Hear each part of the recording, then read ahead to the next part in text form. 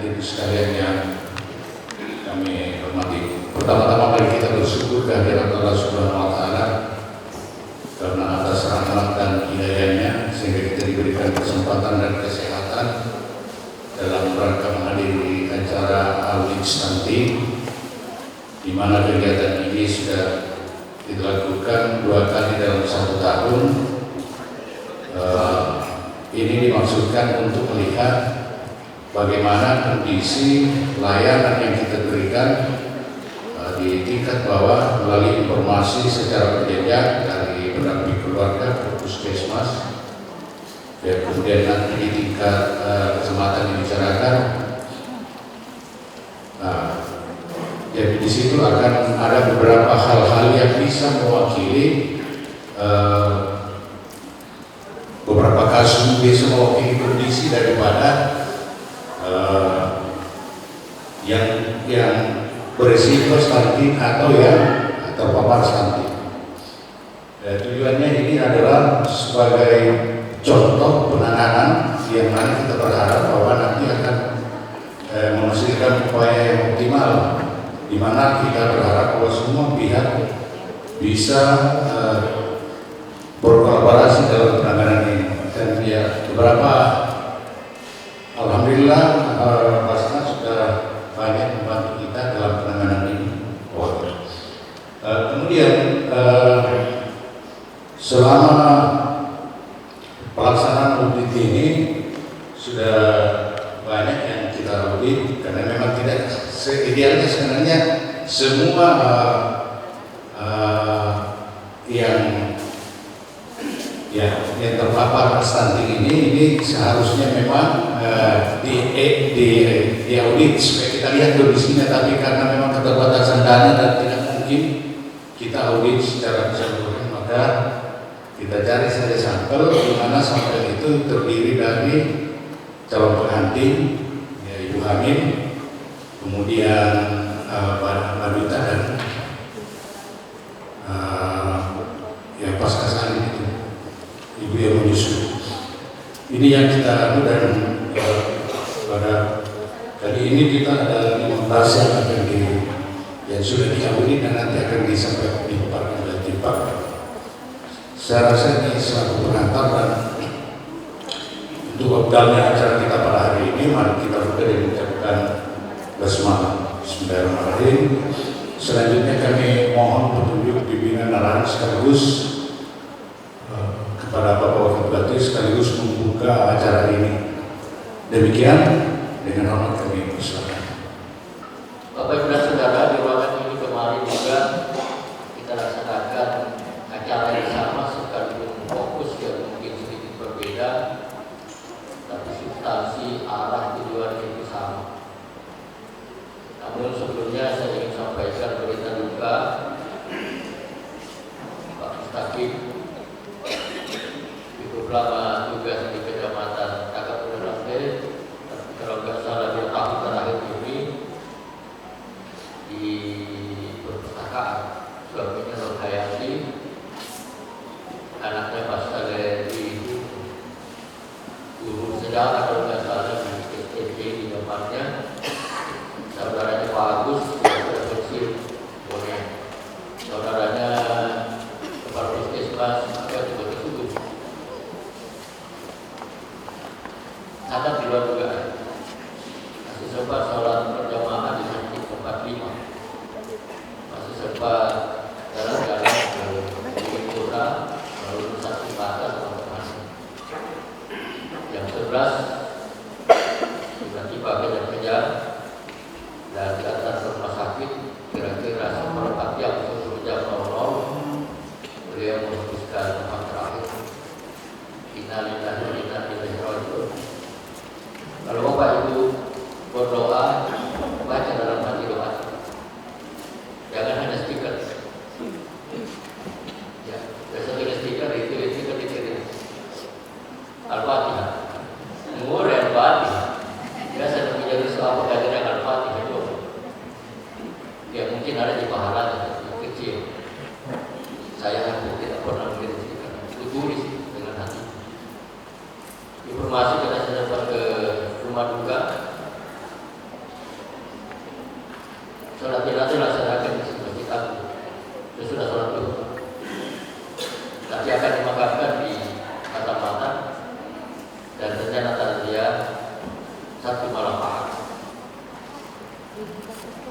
Itu Bapak Ibu dan teman-teman.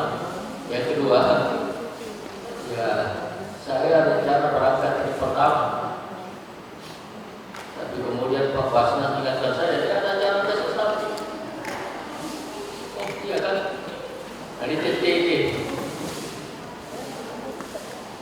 Pak PD sudah ingatkan satu kali dikira. Waktu rapat level meeting, high level meeting, sampai ada beberapa pemerintah daerah yang dijeruh karena tak balik antara kantor pimpinan Rapat Marai, stafnya mengirim diri. Bukan salah bos, penjelasan betul. Salah bos, mestinya pimpinan di sini. Ini high level meeting. Ya, pertemuan tingkat tinggi. Berarti kebijakannya sangat penting. Beliau ingatkan ada rapat di DPR. Saya masih meraba-raba nggak dapat undangan di DPR provinsi kan. Ternyata ada dari pusat. Baru kemarin juga baru Bapak tidak pernah di Komisi 2. Untuk kan acaranya Sulsel itu di sore. Ya saya bisa beli pesawat pagi dan Kamis. Rencana berangkat hari pertama, tapi karena acara ini saya ketua tim percepatan penurunan stunting. Mohon maaf Pak Kadis, asisten berdua. Setelah saya membuka saya membantu karena di jadwal itu PIR yang akan kami naik di trip kedua itu berangkat jam 7 dari Jira. 9 kali tahun. Ya, kadang-kadang dalam kondisi begitu mudah-mudahan tertunda. Gitu, saya terbatas sama wajar sebenarnya karena undangan kita kan 8.30. Tapi kita sudah dikritik oleh banyak pihak bahwa di Indonesia itu hanya satu yang disiplin, berbuka.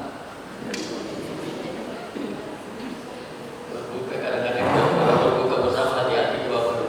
Pernah buka bersama di pihak itu dia kasih lah besar-besar. Aku mana dia udah satu lagi baik ternyata bapak gigi. Jadi selalu dia atau itu gigi. Kira dari jauh sudah buka, makan tuh menasikan padahal belum bisa arah. Itu resiko buka bersama. Demikian informasi Bapak dan Ibu. Mohon maaf, mohon memaklumi kita menyelesaikan dan juga mohon pamit. Insyaallah saya kembali hari Jumat dan saya sampaikan kepada Pak Agus, kepada kepada puskesmas, pada keluarganya yang menghadiri insyaallah. Saya isi itu adalah persoalannya saya akan Bapak Ibu dan Saudara, hari ini kita berkumpul untuk melaksanakan salah satu kegiatan percepatan penurunan stunting yang merupakan salah satu dari kegiatan prioritas dalam rencana aksi nasional percepatan penurunan stunting. Kita tahu bersama angka yang dijadikan patokan di 2024 ini 14% secara nasional. Kita belum sampai ke sana. Selalu saya ulang bicara kita tentang angka, jangan hanya sibuk melihat angka kita sendiri. Sandingkan dan bandingkan dengan angka kabupaten kota lain di Sulsel, sandingkan bandingkan dengan angka provinsi, sandingkan dan bandingkan dengan angka nasional. Barulah kita bisa mendapatkan posisi dan posisi politik apa. Apakah menurun atau meningkat harus disandingkan atau dibandingkan. Dan kemarin informasi dari Kadis Kesehatan karena beliau bersama Kepala Bapelitbang dan pemaparan, alhamdulillah bisa di tingkat provinsi, di tingkat nasional kita berada di posisi tengah. Angkanya 17%. Kita 17%. Nah, kemarin Pak Iran, kami sudah sampai kepada titik-titik poin karena terungkap betapa komprehensifnya persoalan stunting. Bukan hanya dengan KPN, bukan hanya dinas kesehatan, bukan hanya rumah sakit.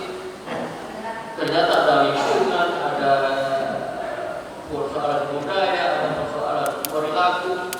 Jadi kita terlibat semuanya. Lalu karena itu, saya sudah ambil poin penting kemarin supaya langsung bikin materi. Dan kita tanya OPD yang sudah menganggarkan, termasuk OPD kabupaten APBD desa supaya di asistensi itu berikan pos anggaran yang berhubungan dengan stunting, tentu bervaluasi tidak boleh seragam karena kondisi masing-masing wilayah berbeda. Ya, nomor urut kemudian program mengacu pada bidang yang ada di SKD Kabupaten. Bidang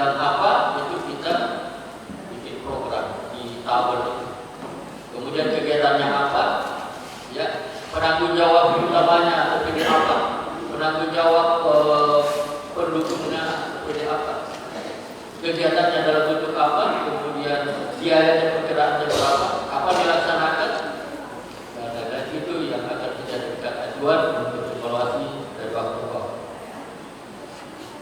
Perhatian pemerintah terhadap percepatan pembangunan stunting menjadi penting karena stunting merupakan ancaman terhadap kualitas sumber daya manusia, mana hal ini juga merupakan salah satu misi Kabupaten Palangkaraya pada misi ketiga.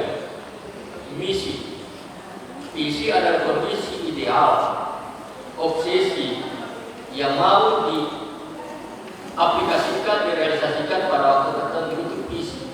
Misi itu caranya bagaimana meraih visi itu.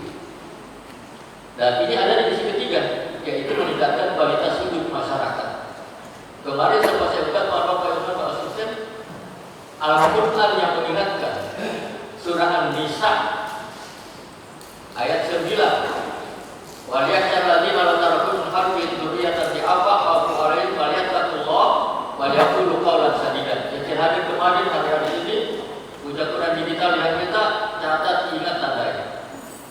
Surah An-Nisa surat nomor 24 ayat 9. Ini peringatan kepada generasi terdahulu, waspadalah, hati-hatilah, jangan sampai kamu meninggalkan generasi yang berada dalam keadaan lemah. Kalau konteks ayat ini di surah An-Nisa itu konteks ekonomi. Tapi kemarin saya ungkapkan bahwa ayat itu tidak boleh hanya didekati secara tekstual, jangan hanya didekati secara kontekstual, sekali-kali didekati dengan pendekatan aktual. Nah, ketika kita lakukan pendekatan aktual, maka bukan hanya lemah ekonomi, lemah jasmani, lemah ibadah, lemah ilmu, lemah keterampilan, jangan. Itu Tuhan yang mengingatkan kepada. Karena kalau kita tidak melakukan ini dengan pendekatan agama, saya khawatir generasi emas yang kita cita-citakan secara nasional di 2045 tidak akan terjadi. Malah generasi cemas. Ini yang dikatakan oleh Tuhan. Dzurriyyatun du'afa, yang kita minta itu qurratu a'yun. Rabbana hab lana min azwajina wa dzurriyyatina qurrata a'yun waj'alna lil muttaqina imama. Saya berharap sengaja saya selingi ini dengan bahasa masyarakat supaya kita termotivasi untuk ibadah. Perhatian pemerintah, saya ulang tadi Bapak dan Ibu, khususnya di Selayar ini ada di misi ketiga. Stunting menjadi persoalan yang harus dihadapi dan ditanggulangi secara terpadu. Sinergitas, kolaborasi, kerjasama, kerja keras, kerja ikhlas. Inilah para terpaksa wa ila rabbika farghab. Maka segala persoalan bisa kita atasi karena Tuhan berjanji dan berjanji bersama kesulitan ada kemudahan. Wa inna ma'al usri yusra. Yaitu pemerintah. Hadir waktu di sini semua Pak. Mulai dari asisten, tim pakar, kepala organisasi PKK dan lain-lain, ada sampai ada Basnas, sampai tim audit sendiri. Ya, kita kembangkan kolaborasi itu semuanya bisa dilakukan. Kenapa? Karena persoalan yang tadi di lapangan kemarin berapi-api bersemangat sekali kepada Puskesmas menyampaikan persoalan yang tadi di lapangan. Untuk apa Bapak dan Ibu? Untuk membangun ketahanan keluarga melalui pemenuhan gizi keluarga, akses air bersih, sanitasi sehat, kesehatan lingkungan, dan pemberian bantuan kepada keluarga berisiko stunting. Yang kita upayakan adalah semaksimal mungkin melakukan pencegahan sehingga tidak ada stunting baru. Karena stunting terlanjur agak susah untuk stunting terlanjur. Sekalipun ada juga yang stunting ya malah karena stuntingnya maksud saya cebolnya dan turunan dalam berita. Percepatan penurunan stunting diarahkan pada pendekatan pencegahan. Lahirnya balita stunting oleh pendampingan keluarga pada risiko stunting agar siklus terjadi stunting dapat dicegah, dan salah satu strategi yang dilakukan adalah kegiatan audit, mengaudit internal kita. Dalam pelaksanaan strategi nasional percepatan stunting juga telah disusun rencana aksi nasional mulai pendekatan keluarga berisiko stunting. Rencana ini mencakup penyediaan dana keluarga berisiko stunting. Kemarin kita ungkap ada persoalan substansi, ada persoalan aplikasi. Ketika kita bicara aplikasi terkait dengan SDM operatornya, apa istilahnya, adminnya, ya, berkait dengan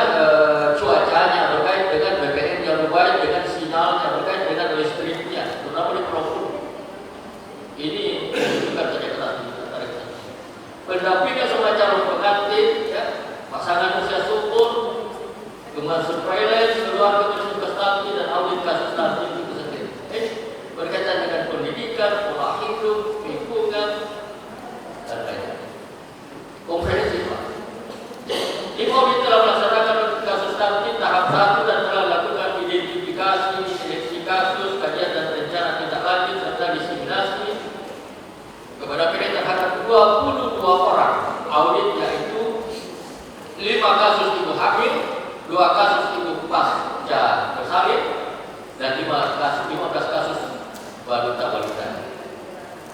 Dan saat ini Bapak Ibu dan Saudara sudah sampai pada audit kasus stunting tahap 2. Dari tahap pertama perlu kita jelas bagaimana pergeseran angka yang diaudit sebanyak 14, antara lain 3 kasus ibu hamil, 6 kasus balita dan 1 kasus calon pengantin. Ini juga kalau pengantin alasannya malas. Jika perlu ada gerakan di lapangan teman-teman yang langsung berkunjung ke alam. Oleh karena itu Bapak Ibu dan Saudara, kita berharap tim audit kasus stunting yang terdiri dari tim pakar dan tim teknis yang telah dilakukan dengan keputusan Bupati dapat berperan sesuai dengan tugas dan fungsi masing-masing dengan melakukan sinergitas kolaborasi kerjasama sehingga diharapkan terjadi penurunan stunting yang signifikan sampai jelas di mana kasusnya, kapan terjadi, siapa penanggung jawabnya, dikasih deadline waktu kapan. Keberhasilan penurunan stunting ditentukan oleh dukungan dan bantuan semua pihak. Ya, ini dalam bahasa agama dikatakan innallaha yuhibbul ladzina yuqatiluna fi sabilihi saffan ka'annahum bunyanun marsus. Ya, kita dibutuhkan kerjasama karena ini adalah sebuah sistem. Macet satu subsistem akan berpengaruh secara keseluruhan. Bapak Ibu dan Saudara, keberhasilan penurunan ini ditentukan oleh dukungan dan bantuan semua pihak. Sekalipun ada opini tertentu yang menjadi poin utamanya, kita kemudian mendukung, membantu peran-peran sinergi ini saling ditentukan. Sampai kemarin di SK Senji, sampai kepada Forkopimda ikut menjadi tim pembina. Dan lagi angka kita 14% di tahun 2024 ini. Ini tinggal berapa pekan setelah pilkada hari jadi saya berpikir. Baik Bapak Ibu dan Saudara, ini yang dapat saya sampaikan untuk bisa menginspirasi dan memancing diskusi kita menuju selayar ke depan yang lebih baik. Dan pada akhirnya pada hari ini dari Rabu tanggal 18 bulan Awal tahun 1446 Hijriah bertepatan dengan tanggal 26 Oktober 2024, saya Radis Wakil Bupati Pulau Selayar beserta tim percepatan Pulau Statif membuka audit ini dengan mengucapkan Bismillahirrahmanirrahim dan semata-mata menatap rahmat dari Allah.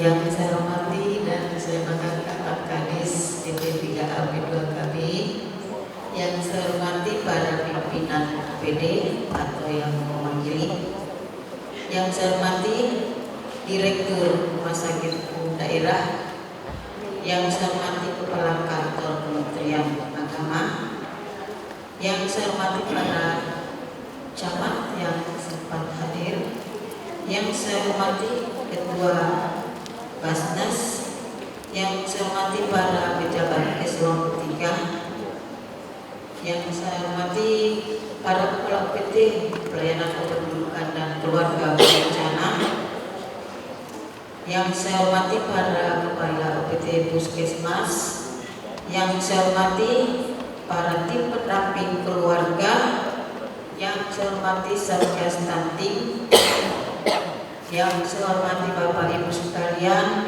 para peserta rapor audit kasus stunting dan diseminasi audit kasus stunting, yang kita banggakan bersama para tim pakar yang sudah hadir di tengah-tengah kita. Ada Ibu Dr. Hasnyati, kemudian juga sudah hadir secara daring Ibu Dr. Utari, Dr. Anissa dan Ibu Andi Julita. Pertama-tama marilah kita panjatkan puji dan syukur atas rahmat Allah Subhanahu wa taala karena pada pagi menjelang siang hari ini kita masih berkesempatan untuk mengikuti kegiatan rapor audit kasus stunting dan diseminasi. Jadi mungkin kegiatan audit kasus stunting ini adalah yang terakhir ya, karena di RKA tahun 2025 itu audit kasus stunting sudah tidak tersedia di menu dan POKP. Jadi ini adalah APS yang ketiga sekaligus yang terakhir kita laksanakan. Bapak Ibu sekalian, di diseminasi audit kasus stunting pada tahun 2024 ini di tahap kedua kita melakukan audit kepada 14 orang auditi, mulai dari kelompok sasaran cantik 1 orang, kemudian ibu hamil 3 orang, baduta 6 orang, dan pasca salin 4 orang. Dari beberapa yang sudah diaudit sudah ada intervensi yang dilakukan oleh Basnas. Jadi Basnas sudah melakukan intervensi kepada semua auditi di audit kasus stunting kedua ini. Jadi sudah 3 bulan berturut-turut memberikan intervensi berupa makanan tambahan, yaitu susu, vitamin maupun telur. Ya, jadi diharapkan ini kemudian akan kita evaluasi. Jadi kami sangat berterima kasih dalam hal ini karena sebelum kita diseminasikan ternyata sudah dua bergerak dari tim Basnas. Mudah-mudahan para teman-teman lain, OPD lain maupun stakeholder lainnya itu kemudian bisa juga melakukan intervensi terkait dengan audit yang sudah kita audit pada hari ini.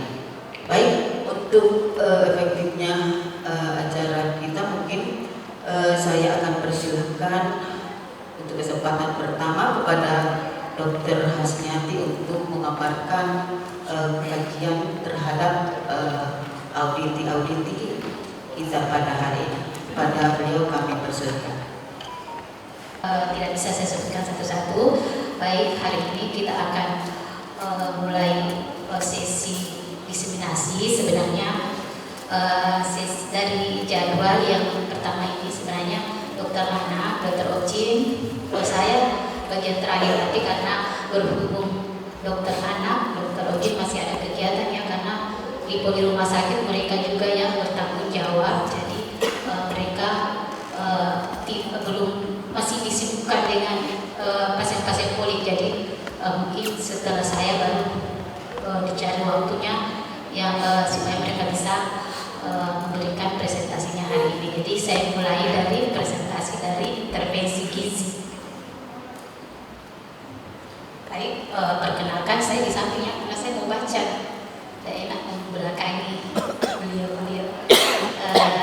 Baik, untuk kasus stunting saya perkenalkan ya, saya Dr. Asmi, saya bertugas di rumah sakit para instalasi gizi dan ya dokter yang menangani di polikisi. Selain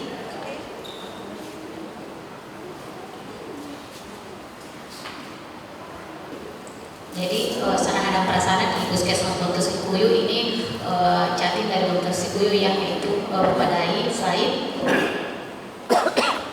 ya dari hasil identifikasi yang bisa diambil sebagai risiko untuk nanti bisa mendatangkan lagi kasus-kasus stunting yang baru itu. Yang pertama usia ibu hamil ya yang masih muda dan tidak mengkonsumsi tablet tambah darah. Ini memang kita selalu anjurkan untuk, karena biasanya kalau perempuan-perempuan itu biasanya HB-nya rendah, jadi selalu kita anjurkan untuk tablet tambah darah. Kalau sebenarnya seandainya konsumsi kita seimbang, sebenarnya tidak, tapi memang pada dasarnya kita dalam sehari-hari mungkin belum berperilaku gizi seimbang, jadi masih kita butuhkan untuk penambahan tablet darah. Tidak mendapat pendakian gizi dan ini dua penyakit saya tidak terlalu dari kertas kerja ya, saya tidak tahu riwayat penyakitnya, jadi saya cuma tulis memiliki riwayat penyakit. Selain dari gizi intervensi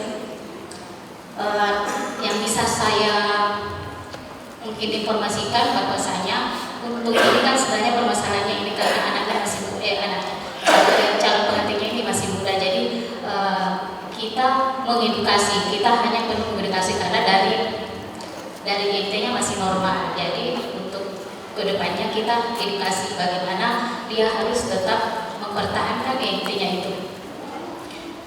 Kita memberikan kalori sesuai dengan kebutuhannya, jadi kalau umur 18 itu sesuai dengan tabel dia kebutuhannya 2100, jadi kebutuhan itu yang perlu dibagi. Dan mungkin perlu juga kita tetap penyuluhannya berkelanjutan tentang pola hidup sehat dan gizi seimbang ini. Pola gizi seimbang ini yang paling penting, jadi selalu saya setiap acara stunting saya dari di awal itu selalu saya informasikan bagaimana supaya kita berhidup pola gizi seimbang. Gizi seimbang itu kita kalau kita tidak bisa hitung-hitung, kita bisa prediksi dari piring makan kita saja. Jadi piring makan itu kita bagi 3. Jadi piring makannya dibagi 3. Jadi nanti bisa edukasinya ke personal itu piring makannya dibagi 3. Jadi setengahnya itu sayuran, seperempatnya itu sumber karbohidrat seperti nasi, ataukah bisa ganti mie atau kentang. Terus seperempatnya lagi itu sumber protein, maupun dari protein hewani ataupun protein nabati. Jadi untuk edukasi personal yang mungkin kita bisa edukasi setiap kita dapat ini calon-calon akan akan nanti mendatangkan lagi stunting, kita edukasi yang simpel itu yang edukasi simpelnya. Kalau memang dia berkelanjutan tidak asupannya atau tidak meningkat berat badannya, yang lagi yang berat badan yang rendah ya dengan IMT yang kurang, maka itu lain lagi, ada edukasi yang dihitung baik-baik, hitung berapa sebenarnya kalorinya setiap hari dia makan sampai tidak ada peningkatan berat badan. Tapi untuk edukasi simpel menurut istilah saya ya, jadi kita edukasi piring makan saja, jadi piringnya yang dibagi 3, itu saja edukasi yang paling simpel yang bisa kita edukasikan untuk ibu hamil, untuk chatting, untuk pasca salin. Dan itu kontrol berat badan tiap bulan juga perlu ya, jadi bukan hanya chatting yang bermasalah, kita juga sebenarnya tiap bulan sebenarnya kita perlu periksa berat badan tiap bulan, karena kita harus tahu apakah ini kecenderungan kita, cara makan kita kecenderungannya untuk menaikkan berat badan atau kecenderungannya ini menurunkan berat badan. Jadi memang kita juga harus terus kontrol berat badan. Yang berikutnya mungkin koordinasi ini mungkin sama dengan Dr. Uci ya, koordinasi lintas sektor. Ini kan terkait umur, jadi mungkin memang pengendalian itu yang pernikahan ini perlu lagi kita bagaimana digalakkan lagi. Sebenarnya masih berjalan, tapi memang akan selalu ada. Jadi kita selalu juga edukasi supaya tidak terus berlanjut. Yang baik. Yang kedua, lanjut. Yang kedua, kasus yang kedua itu kasus ibu hamil. Di sini data yang diberikan itu umurnya juga 18 tahun. Jadi sama tadi ya, pekerjaan tidak ada, status gizi yang jadi masalah di sini karena IMT-nya 16,9, tapi 11,5. Melakukan pemeriksaan pada saat waktu hamil ini, sarananya bagus. Baik, slide. Ini hasil identifikasi risiko. Jadi yang risiko yang ada pada ibu hamil ini, jadi umurnya seperti tadi ya, dengan IMT-nya yang kecil, gilanya yang kurus, gilanya yang kecil, dia kurang energi kronik, tidak mengkonsumsi gizi seimbang, paparan rokok, jadi dia mendapat paparan rokok pasif, tidak mendapat bantuan sosial. Tata laksana dari gizi yang bisa saya informasikan, karena ini bumilnya jadi memang kita perlu manajemen peningkatan berat badan seperti tadi ya. Jadi usia 18 tahun berarti dia kebutuhannya 2100. Nah, dia sementara hamil berarti ditambah lagi 300, karena per trimester itu ada tambahan masing-masing, ada yang 300, ada yang 150, tapi bisa kita tambah 300, jadi dia butuh 2400. Makanya yang kedua kita perlu memberikan oral nutritional suplemen itu seperti formula susu hamil. Itu namanya oral nutrition. Memang banyak sekali kalau 2.400 ya, kalau orang yang tidak terbiasa, apalagi ini anak masih umur 18 tahun, anak berat badannya kecil, berarti memang dia terbiasa dengan makan sedikit.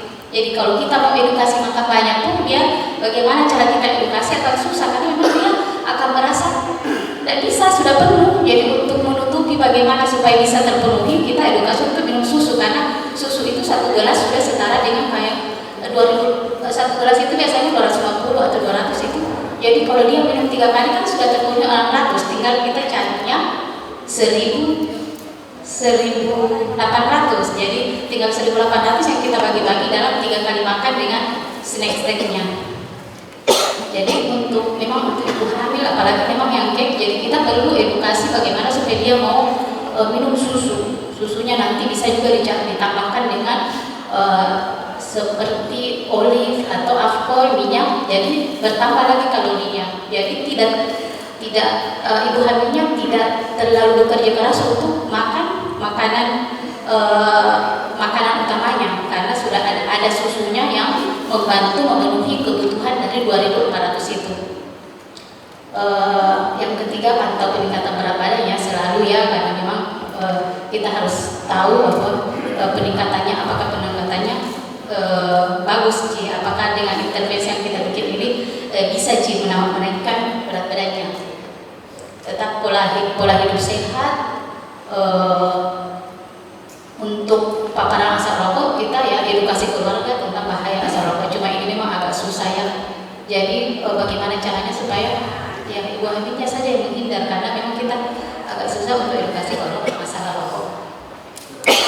Tetapi walaupun susah, kita tidak boleh berkecil hati, kita tidak boleh berhenti, tetap kita edukasi dan edukasi terus menerus. Yang selanjutnya ya untuk kita juga mungkin perlu edukasi ibu hamilnya bahwa memang bahaya, supaya dia ada motivasi. Bahaya itu kalau kita hamil dengan berat badan yang rendah, yang kita dengan mengalami bahaya untuk ibu hamil anaknya kita kelak. Biasanya itu ibu-ibu kalau dia lebih nanti anaknya apa-apa begitu, biasanya dia termotivasi. Jadi mungkin bisa kita edukasi bahwa bahaya-bahayanya. Edukasi yang berikutnya pemahaman gizi seimbang ya. Jadi di mana-mana kita edukasi, baik itu chatting, baik itu pumil, baik itu mas-masani, kita pun ini perlu edukasi terus-menerus tentang gizi seimbang. Jadi gizi seimbang yang seperti yang saya bilang tadi ya, untuk simpelnya itu saja, pilih makan ya, dan penyuluhan pada masyarakat secara umum dan ibu hamil secara khusus. Baik, yang ketiga, Said. Kasus yang ketiga, ibu hamil ini dari Pasir Talu ya, ini terbaliknya tadi karena dia umurnya 40 tahun, hamil ketiga, IMT-nya 20, nilainya 21. Melakukan pemeriksaan selama hamil dengan HB-nya 9,6. Sarana dan prasarana vaskes yang tersedia ada, jadi tidak masalah. Selain identifikasi resiko umur yang bisa kita identifikasi pada pasien ini, pada momen ini, bahwa dia umurnya tua ya, jadi 40 tahun sudah memang masuk resiko untuk melahirkan. Yang kedua nilainya 21, berarti dia juga masuk ke anemia ringan 9,6, 9,8 dan 9,8 yang terakhir. Terus perokok aktif ini yang mungkin karena ibu-ibu zaman dulu ya, jadi masih merokok. Karena dia perokok aktif, berarti ibunya yang merokok ini. Dari data yang ada ya, yang tata laksana dari gizi yang bisa saya informasikan, karena ini ibunya ini umur 40 tahun, jadi dia kebutuhan kalorinya itu setiap hari 2150, lebih banyak lagi. Ditambah dia hamil, berarti kita tambah lagi 300, berarti dia butuh 2450 kalori setiap harinya. Nah, 2450 ini yang susah, jadi saya bilang tadi ya, kita perlu oral supplement nutrition. Jadi kita tetap perlu edukasi sama yang tadi ya, edukasi untuk tetap ibu hamilnya minum formula ibu hamil. Kalau memang tidak bisa sekali dengan formula ibu hamilnya, bisa dengan formula yang dia suka. formula atau susu yang dia minum itu tinggi kalori, jadi minum 1 gelas saja dia bisa mewakili makan 1 piring.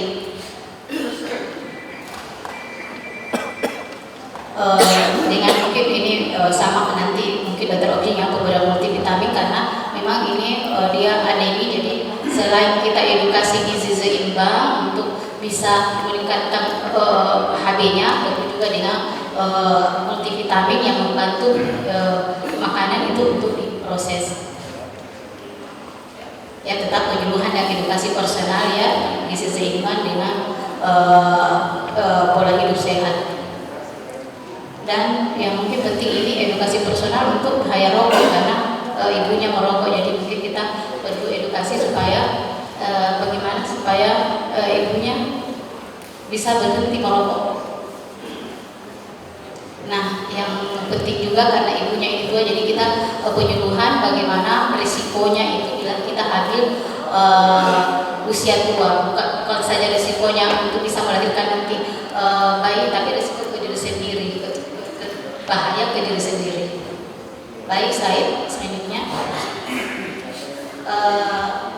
Bapak ibu hamil yang ketiga yaitu yang paling ini sama ya, umurnya 41 tahun, dia sudah tua.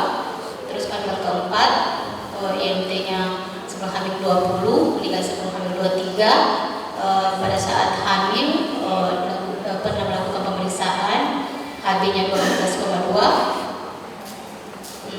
Berlaku saat ini dia mengkonsumsi tablet darah, konsumsi gizi seimbang, mendapatkan pendampingan gizi, tidak mendapat PNT, tidak memperoleh bantuan tunai dan sosial pangan.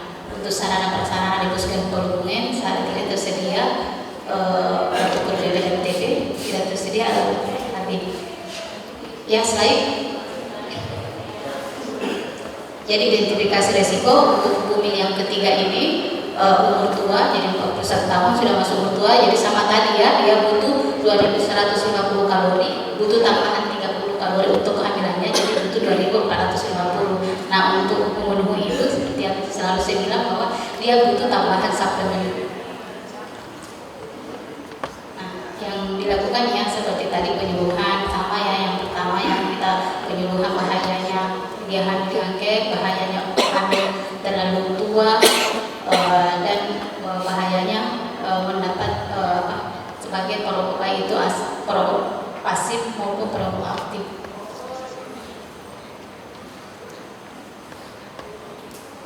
Baik, selanjutnya yang kelima kasus ibu pasca salin. Ini umur 3 ini yang kelima ini ibu yang sudah melahirkan, umur 34 tahun. IMT 19,47, nilainya 23, HB-nya 9,2. Sarana dan prasarananya tersedia. Ini data-data yang saya ambil dari kertas kerja yang diberikan ya, slide.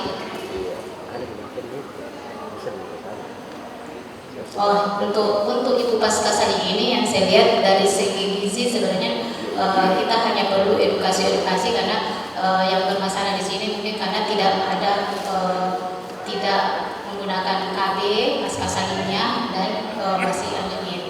Jadi rencana yang saya informasikan dari gizi ya, dari segi gizi kita tetap pendampingan tenaga medis untuk pertahankan pola hidup sehatnya dan memantau kebutuhan kalori sesuai kebutuhan hariannya. Jadi itu hanya itu yang kita maksudnya itu yang perlu kita edukasikan kepada pasien pada chatting pada ibu menyusui ini untuk tetap dia dengan kebiasaan hidup sehatnya, dan kita edukasi tentang pola gizi seimbangnya yang mungkin kalau untuk KB dan anemianya mungkin nanti Dr. Oking ada intervensi tersendiri ya.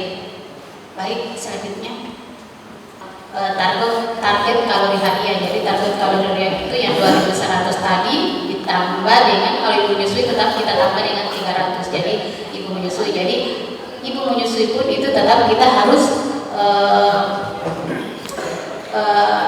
anjurkan itu tetap minum formula karena mereka masih butuh kalori yang banyak. 300 itu bisa dipenuhi dari formula yang mereka minum. Jadi untuk bisa memenuhi kecukupannya, tetap kita edukasi ibu menyusui pun kita tetap edukasi untuk oral suplemen. Edukasi personal untuk kebiasaan konsumsi berdasarkan gizi seimbang untuk mencukupi makronutrien dan mikronutriennya, zat besi, asam folat, dan untuk peningkatan HB-nya. Jadi untuk anemianya kita edukasi dengan pola diet seimbang.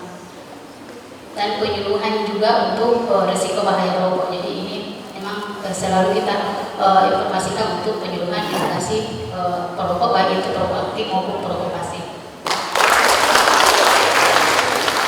Ya, selanjutnya kesempatan kedua saya akan persilakan kepada Ibu Dokter Anissa. Assalamualaikum, Dokter.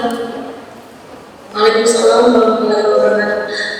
Minta maaf, bisa diaktifkan video saya?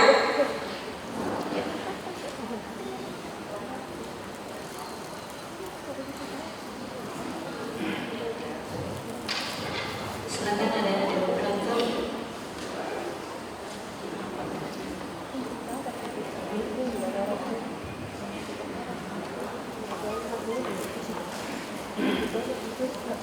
Ya, baik, Dokter Anissa akan memberikan materinya.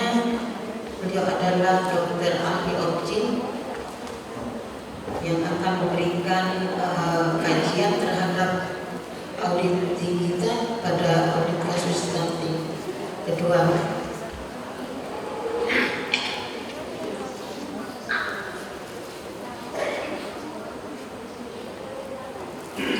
Assalamualaikum warahmatullahi wabarakatuh.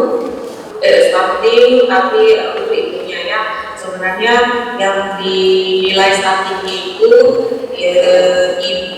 seorang anak itu bilang stunting atau tidak. Kenapa sampai ibunya yang di apa sih namanya pohon begitu dari penelitian kan, maksudnya di epidemiologikan juga. Kenapa? Karena ya ada buktinya seorang anak stunting bisa terjadi mulai saat seorang ibu bahkan seorang ibu belum hamil atau dengan kata lain masih dalam preventif baru atau masih program hamil, itu bisa terdapat resiko terjadinya stunting 10 tahun ke depan seorang anak. Ya, jadi untuk hari ini yang mungkin bisa minta tolong tampilkan bahannya. Ada 3 kelompok, ada untuk catin 1 orang, terus ada bumi 3 orang, dan ibu nifas 4 orang selama periode kedua ini ya.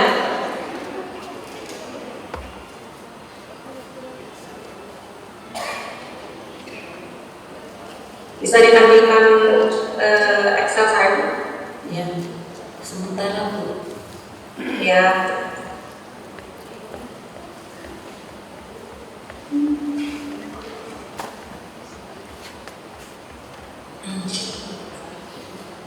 Yang pertama ini catinnya, untuk catin di Belas Layar yang terdata 1 orang ya. Itu dari Layar Baru, Kecamatan Kursipuyu, yang mengidentifikasi masalah dari lembaran kerja yang diberikan kepada saya identifikasikan resiko ini ibu usianya terlalu muda dan selama sebelum kehamilannya usia terlalu muda dan tidak pernah minum vitamin apapun ya, dengan kata lain nutrisinya diragukan. Yang selanjutnya adalah tidak mendapatkan pendampingan gizi, jadi dia sebenarnya tidak tahu juga apakah jadwal sistem nutrisinya tubuhnya itu dia sudah pas atau tidak, atau layak atau tidak untuk seorang ibu hamil ke depannya ya. Dan memiliki riwayat sakit, katanya gangguan lambung ya. Jadi rekomendasi saya yang pasti yang pertama harus diberikan edukasi yang mana yang baik, dan edukasinya bukan edukasi tidak salah, tapi edukasi khususnya untuk persiapan dia yang penting ya. Jadi persiapan hamil itu itu atau nama lainnya program hamil ya, nggak perlu melalui alat canggih. Tapi yang pertama sebelum alat canggih konvensional dulu, kehamilan spontan, kehamilan yang terjadi yang tidak dibantu oleh alat teknologi yang terbaru ya. Jadi tapi untuk terjadinya suatu kehamilan kan diperlukan adanya gesekan dari sel telur dan sel sperma. Jadi dalam hal ini sel telur yang kita harus perhatikannya. Kata lain kalau ibunya kurang nutrisinya, maka nanti sel telur itu gitu. Selanjutnya mungkin bisa ditampilkan yang ibu hamil.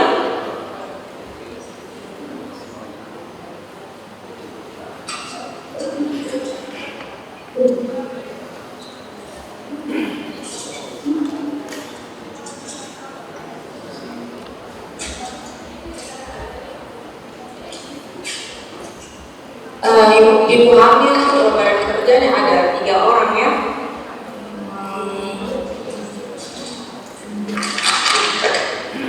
Yang pertama itu ibu atas nama Ibu Jusna ini, dia ini dari hasil barang kerja ya, saya identifikasi masalahnya, dia terlalu muda juga. Jadi memang banyak terjadi di layar, kalau bukan terlalu muda tapi terlalu tua. Ya, kalau bukan di bawah 20, di atas 40. Ya, pada Ibu Jusna ini usianya 18 tahun. Terus dengan nilai yang agak kurang ya, tinggi badan 167 cm dengan indeks 16,9, jadi di bawah rata-rata seharusnya 18 ya. Terus tapi saat ini HB-nya 11,5. Kalau 11,5 itu untuk ibu hamil sebenarnya belum termasuk dibilang kategori anemia yang butuh intervensi. Tapi anemia sudah batas borderline, sudah hati-hati ya. Terus dia karena indeks massa tubuhnya di bawah rata-rata, berarti otomatis dia pasti tidak konsumsi gizi seimbang ya. Yang masalah-masalah yang lainnya dia terpapar asap rokok. Ini katanya suaminya asap merokok ya. Terus ini ada tidak masalah bantuan. Ini kalau bantuan mungkin ditinjau oleh kepala desa atau pejabat daerah setempat ya. Rekomendasi saya untuk pasien Ibu Jusna ini pasti harus butuh edukasi. Tapi di ibu ini terdapat infeksi persalinan. Ya, kita infeksi pada saat, kalau dibilang infeksi persalinan berarti dia bisa dimulai dari pada saat persalinan, setelah persalinan sampai dengan 10 hari setelah bersalin. Ya, etiologinya atau penyebabnya macam-macam. Tapi salah satunya adalah hygiene. Ya, jadi seharusnya dengan usia reproduktif, aktif, terus dengan pendidikannya tidak rendah, dia sudah mengerti bagaimana hygiene. Tapi ada saja memang yang belum mengerti bagaimana pola hygiene yang baik setelah melahirkan. Itu sebenarnya seorang penolong persalinan, baik itu di puskesmas, baik itu di rumah sakit, sudah menjelaskan ya pada saat dia sudah setelah melahirkannya. Antara dua ya, dijelaskan memang sama penolong persalinannya dia tidak mengerti, atau yang kedua memang tidak dijelaskan ya. Tapi menjadi catatan saya juga di rumah sakit itu memang wajib pasca persalinan diberikan edukasi lengkap tentang personal hygiene ya. Kalau untuk pasien ini mungkin karena dia sudah pulang di rumah ya, berarti posyandu juga atau petugas kesehatan yang paling dekat yang sekitarnya ya memberitahukan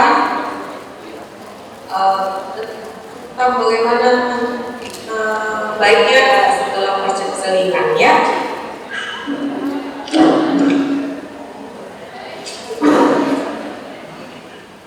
Selanjutnya Ibu Ibu Miklos dari Loa, Kecamatan Besi Bulu, umur 38 tahun. Ini masalahnya adalah karena tidak mengikuti kelas pengasuhan BKB dan merokok pasif. Tapi sebenarnya masalahnya adalah lagi-lagi pengetahuan yang belum ada kuatnya, bisa jadi karena tingkat pendidikannya belum sesuai standar rata-rata, atau yang kedua agak acuh tak acuh, jadi diberikan memang kebutuhan tapi dia tidak peduli ya, atau bisa juga tidak mengerti, malu juga bukan. Untuk ini saya rekomendasinya harus dikasih tahu ya, supaya tidak terjadi kehamilan yang terlalu dekat ya. Untuk salah satu usaha pencegahan stunting juga ya. Jadi kalau terlalu dekat hamilnya kenapa dong?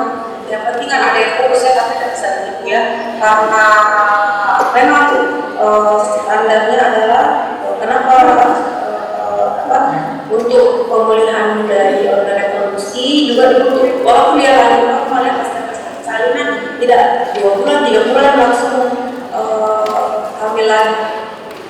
Apakah kalau misalnya terjadi ya mau apa, tapi kalau bisa dijarakkan sampai 2 tahun menyusui ya, setelah 2 tahun penyakit anak yang sebelumnya baru mengatur jarak kehamilan, maksudnya ya dengan metode apapun. Ada banyak metode, bisa dengan kalau tidak mau memakai alat ya suntik ya berarti memakai jarak, terus berhubungan terus jadi jauh pembilang. Terus saya banyak metode untuk kontrasepsi, jadi seharusnya ibunya sudah ngerti, tapi mungkin bisa dikaji ulang kenapa. Saya itu pasti sudah ada penyembuhan sebelumnya, tapi mungkin tingkat pengetahuan pasien yang belum ada kuatnya. Sampai ini dia menjadi positif, jadi harus dikasih tahu juga ya kepada paparan dari salah satunya zat rokok ya, yang oleh rokok aktifnya mungkin tidak secara sadar memberikan efek yang baik ya. Bukan hanya merokok ya, tapi salah satunya bakar sampah, zat-zat yang dibakar, kayu dibakar secara banyak, itu sebenarnya punya dia menggambarkan zat yang sekiranya tidak baik, terutama bagi ya, tidak dipengaruhi saja kurang baik, apalagi ya, yang nantinya secara maksudnya akan mempengaruhi juga apakah seorang anak yang dikandung itu akan terjadi stunting atau tidak ya, walaupun tidak secara langsungnya. Selanjutnya Ibu Nifas yang ketiga dari Pati Lereng, kondisi kuliah juga. Ini berapa ya kondisi kuliah? 2 ya. Ibu Nifas umur 30 tahun, tidak bekerja, tidak ada. Terus dia ini anak ketiga ya. Anak ketiga usia 30 tahun. Memang di sini tidak dijelaskan usia sebelumnya berapa ya.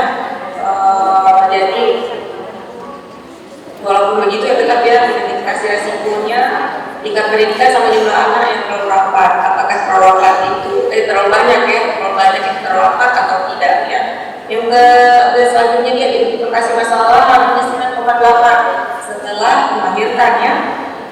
9,8 setelah melahirkan memang rendah, tapi belum intervensi di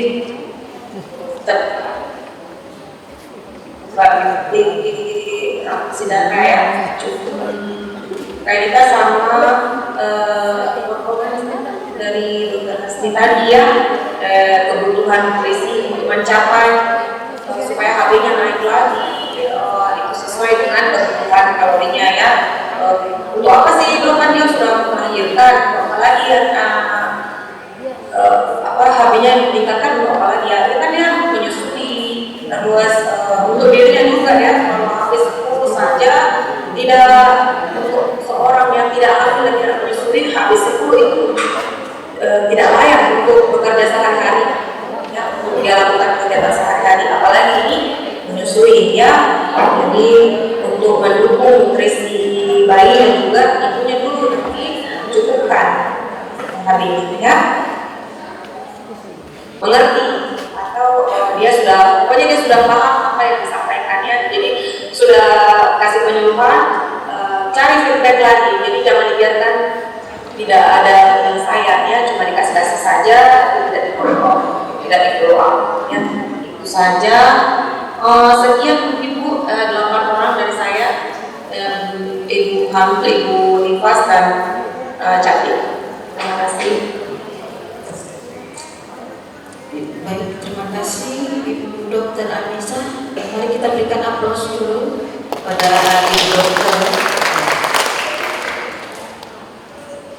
Ya, selanjutnya saya akan persilahkan dulu kepada Ibu Andi Juwita. Assalamualaikum Ibu Juwita. Apa sudah? Waalaikumsalam warahmatullahi wabarakatuh, Bu. Ya, siap. Ya. Ya, mungkin lanjut langsung memaparkan, Bu. Silakan. Baik.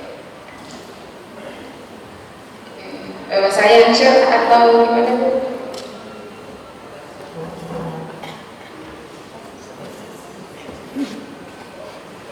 Ibu Juwita saja ya. Sharing.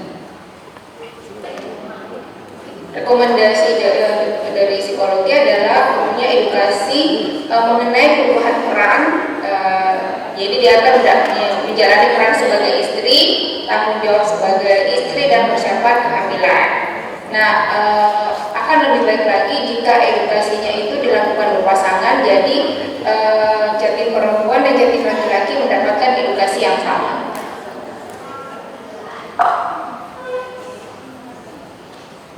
Untuk bumil ada 3 sasaran di sini, 2 sasaran dengan kehamilan yang terlalu muda dan 1 yang usianya di atas 40-an, kehamilan yang berisiko.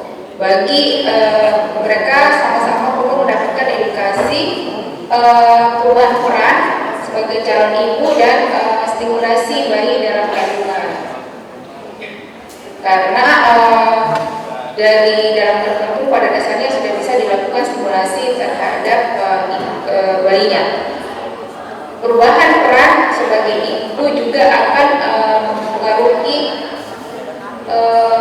sasaran ibu sendiri dengan berbagai hal,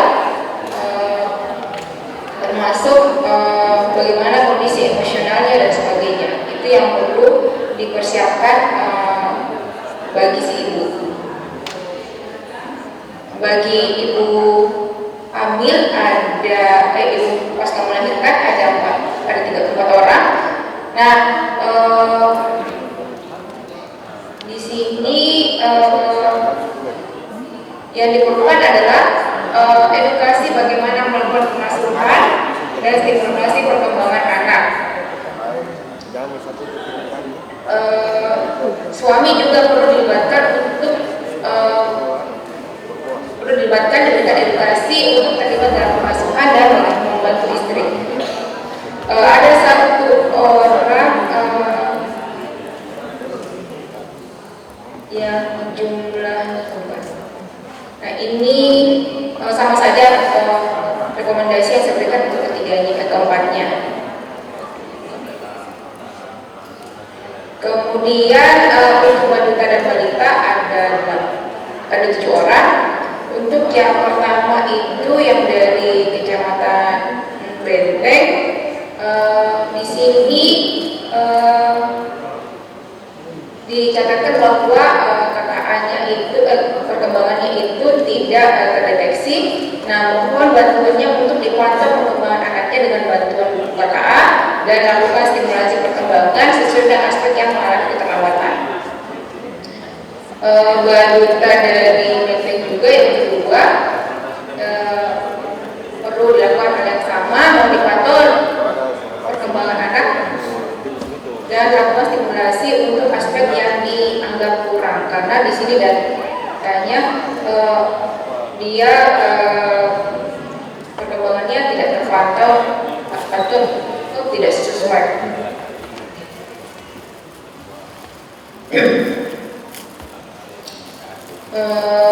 Untuk dari Kecamatan Pasir Maranu, pertama, mau dipantau perkembangan anak dengan bantuan guru KKA dan lakukan stimulasi perkembangan anak untuk aspek perkembangan yang terlambat. Sedangkan 3 balita lainnya yang dari Pasir Sambali, Mutusumbu dan Kohala ada pantauan KKA-nya dan sudah berkembang sesuai perkembangannya, maka perlu dilanjutkan melakukan stimulasi perkembangan anak untuk setiap aspek agar perkembangannya lebih optimal. Jadi meskipun sudah sesuai perkembangannya, itu dapat terus ditingkatkan memberikan stimulasi sehingga dia bisa lebih optimal. Halo, Assalamualaikum. Iya. Makasih Bu. Ya, mungkin lanjut silakan Bu memaparkan materi. Jadi beliau adalah dokter ahli anak yang akan memaparkan materi beliau terkait dengan audit kita yang dari 6 balita yang kita akan diseminasikan pada hari ini. Silakan Bu Dokter. Oh iya, boleh dibantu share screen yang materi yang tentang apa namanya yang file dan Excel. Ya bisa Bu. Oh iya, terima kasih Bu.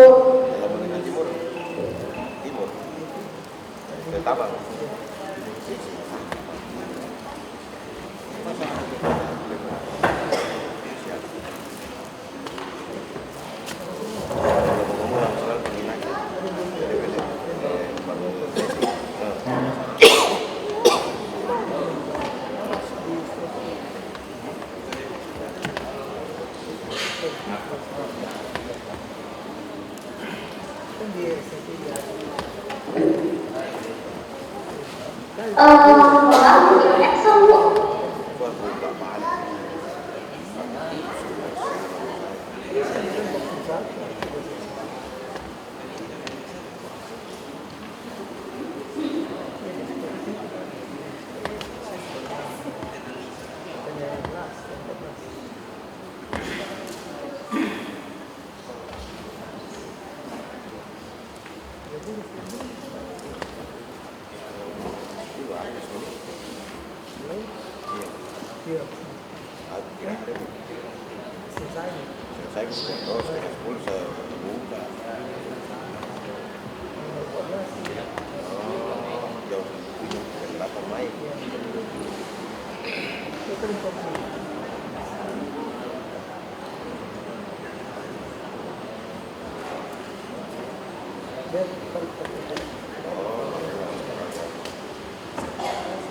Oh ya, izin Bu saya memulai Bu untuk AKS yang tadi untuk yang untuk bayi yang balita dan balita. Ini untuk yang pertama, sebelumnya terima kasih atas kesempatannya. Ini saya akan memaparkan sedikit tentang hasil identifikasi bayi balita dan balita. Untuk yang pertama,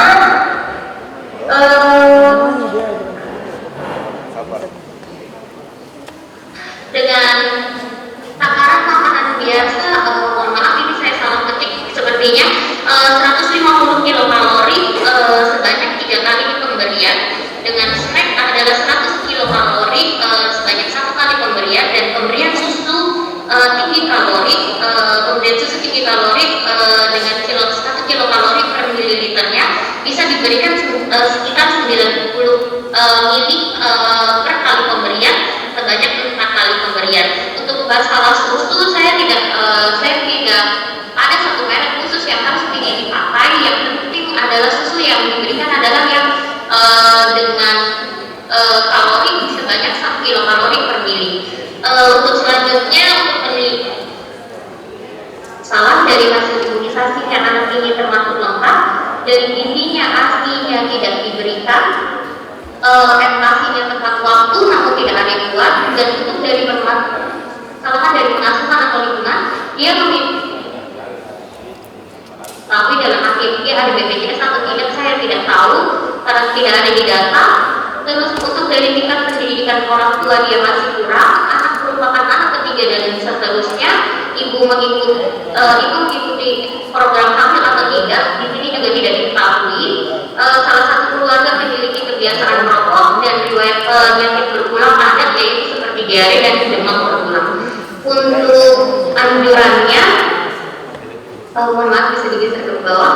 Untuk anjurannya, dia ada edukasi tentang pentingnya peran ASI eksklusif pada anak, pemberian makanan dan atau edukasi tepat waktu dan tepat tekstur sesuai usia secara adekuat, edukasi tentang bahaya dari stunting, edukasi tentang anjuran untuk mengikuti program KB untuk ibunya, dan edukasi tentang bahaya asap rokok terutama pada anak dan ibu hamil, edukasi tentang pentingnya menjaga kebersihan diri dan lingkungan untuk mencegah penyakit berulang.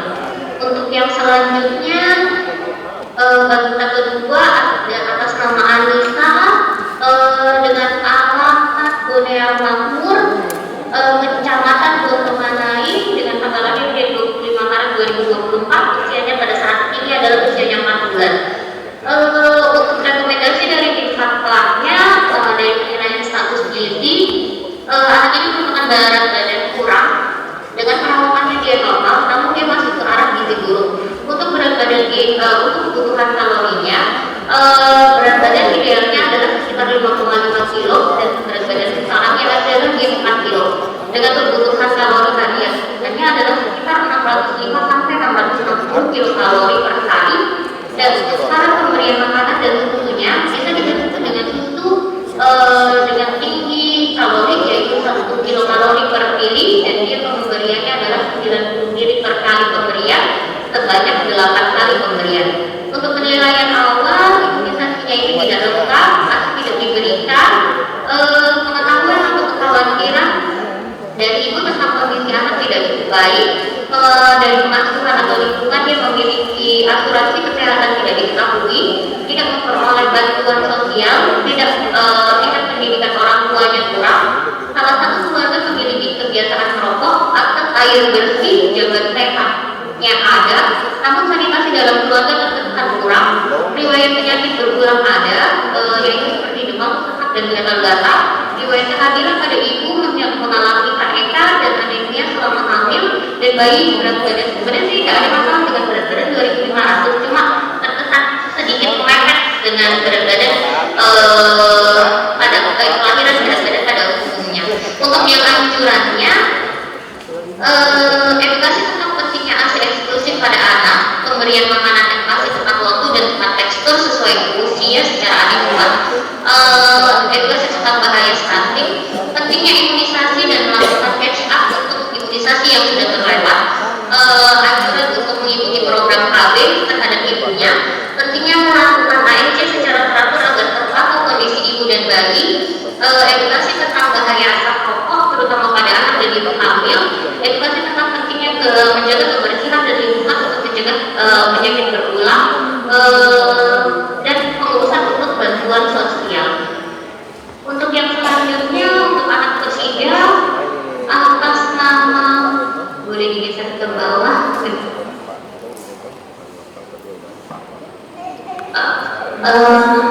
apa boleh digeser ke bawah? Ya, untuk anak ketiga atas nama Al-Zaid Zaitun, untuk alamat dia di Bonarate dengan tanggal lahir 9 Agustus 2022 dengan usianya dia 24 bulan, merupakan anak ketiga dari 3 bersaudara. Untuk rekomendasi tim pakar, untuk dia penilaian status nutrisinya dia berat badan sangat kurang, perawatan sangat pendek, dan dia mengalami gizi buruk. Untuk kebutuhan kalorinya perharinya adalah 1957 sampai 1044 kilokalori per hari, dengan berat badan idealnya dia 8,7 kilogram. Dengan berat badan sekarang dia hanya sekitar 6 kilo. Untuk saran dari pemberian makanan dan susu, saya pakai juga 50% makan, 50% susu. Makanan dia sekitar 150 kilokalori sebanyak 3 kali. Bisa diberikan snack 1 kali pemberian dengan 110 kilokalori. Bisa juga dengan pemberian bisa ditambah dengan pemberian susu yaitu sekitar 120 ml per kali pemberian, sebanyak 4 kali pemberian. Untuk penilaian awal dia masuk dengan imunisasi dia lengkap, gizi dari masalah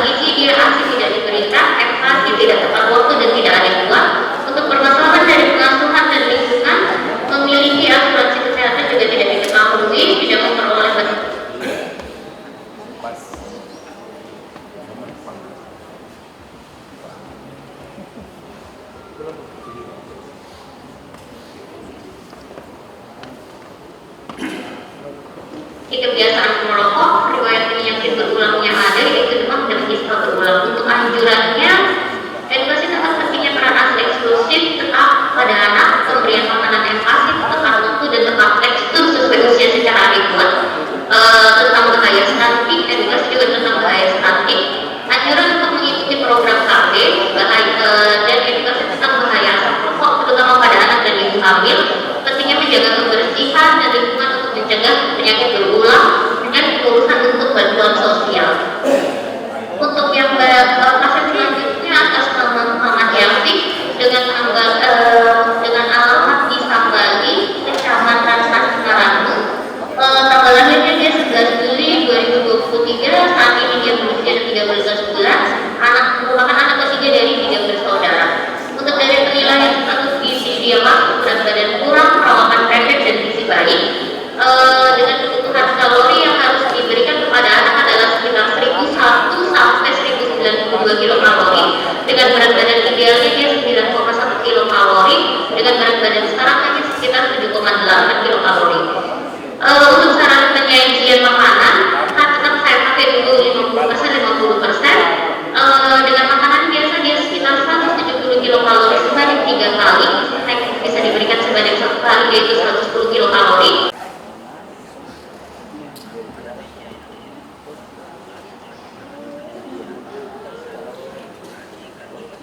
Dan stunting dengan gizi baik dia ada sekitar 3 orang dan sekitar 50% dari kasus, dan stunting dengan gizi kurang ada sekitar 1 orang yaitu setara dengan 17% kasus, dan stunting dengan gizi buruk ada sekitar 2 orang yaitu adalah 17% kasus. Next.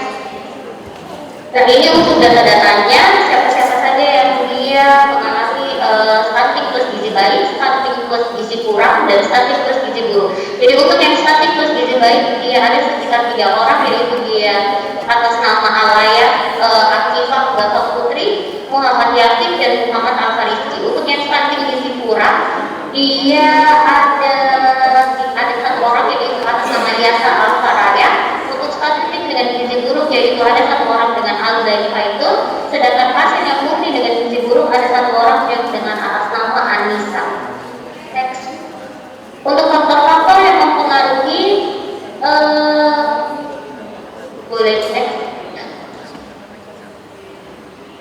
Untuk faktor-faktor yang mempengaruhi di sini sudah saya plotkan, ada beberapa masalah di sini yaitu riwayat kehamilan dan BPLN, adanya imunisasi yang tidak lengkap, ASI sebanyak 4%, ASI eksklusif yang tidak diberikan, adalah sekitar 11%, enfasi yang tidak adekuat, enfasi yang tidak tepat waktu atau tidak adekuat ada sekitar 9%, kurangnya pengetahuan orang tua mengenai gizi anak ada sekitar 2%, tidak mendapat bantuan biaya adalah sekitar 11%, tingkat pendidikan orang tua yang kurang adalah sekitar 13%, anak merupakan anak ketiga dan seterusnya ada sekitar 11%, paparan asap rokok ada sekitar 13%, akses air bersih, maaf ini tidak perlu dikatakannya, akses air bersih dan riwayat penyakit berulang ada sekitaran 13%. Untuk selanjutnya, nah ini tetap kita acuan kita tetap dengan peningkatan berat badan yang harus dinilai setelah kita intervensi. Jadi setelah pemberian dari makanan dan susu yang diberikan kepada pasien, maka kita harus tetap memantau dengan ukuran per gramnya per harinya. Untuk anak usia 0 sampai 3 bulan adalah 30 gram, 3 sampai 6 bulan dia 20 gram, 6 sampai 9 bulan dia sebanyak 15 gram, 9 sampai 12 bulan dia tetap dengan 12 gram, sedangkan 1 sampai 3 tahun dia 8 gram per hari, dan 4 sampai 6 tahun dia 6 gram per hari. Next. Nah ini tetap dengan kita anjuran kepada keluarga pasien tentang pentingnya itu empati, dengan diajarkan bagaimana caranya membuat empati yang baik, tepat waktu dan adekuat, dengan yang paling diutamakan juga yang ini sebenarnya semua ada di buku KIA atau buku PINK. Jadi saran saya untuk masalah buku KIA kalau bisa diingatkan kembali kepada ibu-ibu yang mempunyai balita dan balita untuk selalu membaca permasalahan dari buku pink, karena semua di buku pink ada tentang empati anak dan stimulasi kepada anak. Next. Hampir sama ini, next saja. Nah, ini untuk diingatkan kembali untuk ukuran rumah tangga, bisa diingatkan untuk ibu-ibu. Nanti bisa slide saya dibagikan untuk tahu takaran dari gram-gram dari untuk protein. Next-nya. Yang ini untuk yang protein nabati, ada minyak dan ada gula juga. Untuk yang selanjutnya ada takaran susu dan takaran buah-buahan. Next lagi bawahnya. Dan ini hampir sama, tetap yang bisa dikerjakan untuk di puskesmas atau di posyandu. Yang paling utama adalah ketika didapatkan di berat badan per umurnya dia kurang dari -2 SD atau dia lebih dari +1 SD. Ketika dia naik trennya mengikuti garis pertumbuhan, maka kita kembalikan ke posyandu. Namun jika ditimbang di bulan sebelumnya, tidak ada data di bulan sebelumnya atau tidak naik berat badannya atau trennya tidak mengikuti garis pertumbuhan, maka harus dikonfirmasi oleh petugas yang berkompeten, bisa juga dengan dokter umum yang di puskesmas. Dan atau jika panjang badan berdasarkan usia atau tinggi badan berdasarkan usia dia kurang dari -2 SD atau lebih dari +3 SD, maka nanti dikonfirmasi oleh petugas kesehatan berkompeten. Namun ketika dia PB barunya perawakannya kurang dari lebih dari +3 SD atau lebih dari +2 SD, maka dikembalikan ke posyandu. Selanjutnya, ini yang hampir sama. Pada intinya sih di sini untuk pasien-pasien kasus stunting untuk menentukan apakah dia stunting memang secara murni genetikal atau tidak, mungkin bisa dirujuk ke vaskes yang lebih tinggi. Ya, terima kasih. Basnas diberikan data-datanya untuk mereka bisa diberikan bantuan ketika mereka bersyarat untuk diberikan bantuan. Tentu saja mereka bagian stunting itu akan dengan rela memberikan bantuan kepada sasaran-sasaran tadi. Kemudian bagaimana mempersiapkan dari Ibu Andi cerita bagaimana mempersiapkan tantangan pernikahan, ya, karena kita tahu di dalam pernikahan itu berbagai macam persoalan yang akan kita hadapi.